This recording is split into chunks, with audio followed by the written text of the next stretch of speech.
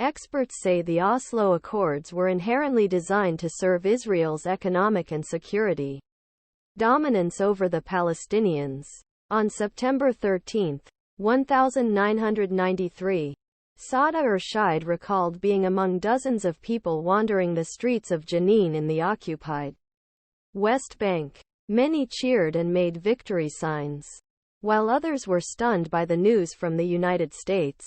Palestinian leaders officially recognized Israel's existence as a legitimate state and hoped that in return they could establish their own.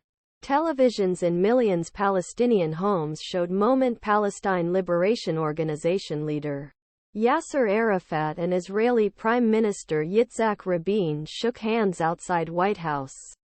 This signaled end-months negotiations that resulted in signing Oslo Accords.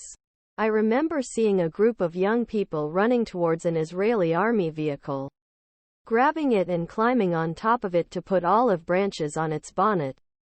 Ersheid, 68, a writer and political analyst, told Al Jazeera, "This scene amused the Israeli soldiers, who belittled and mocked the young people." The so-called peace agreement came after years of a crippling financial crisis within the PLO and Israel's brutal suppression of Palestinian resistance. This marked the end of the first Intifada, or uprising, in which more than 1,000 Palestinians were killed. Ersheid recalled that many Palestinians were in a state of misery until the U.S. brokered agreements were announced. Oslo was presented to them as a victory, or at least a helping hand to get them out of this bad situation.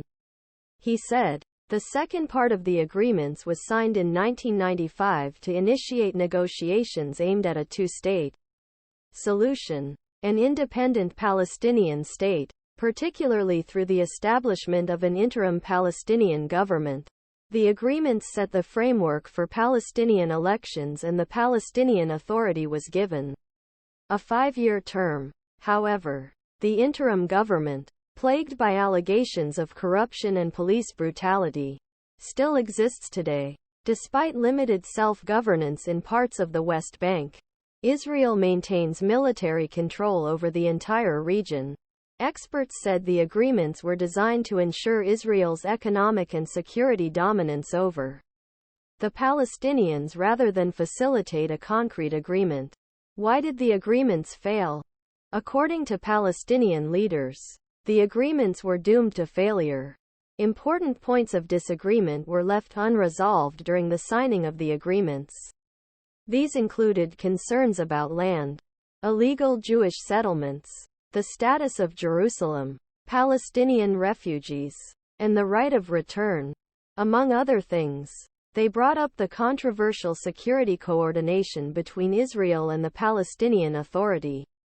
But Osamah Khalil, a professor of U.S. and Middle Eastern history at Syracuse University, said the agreements were not a failure for Israel.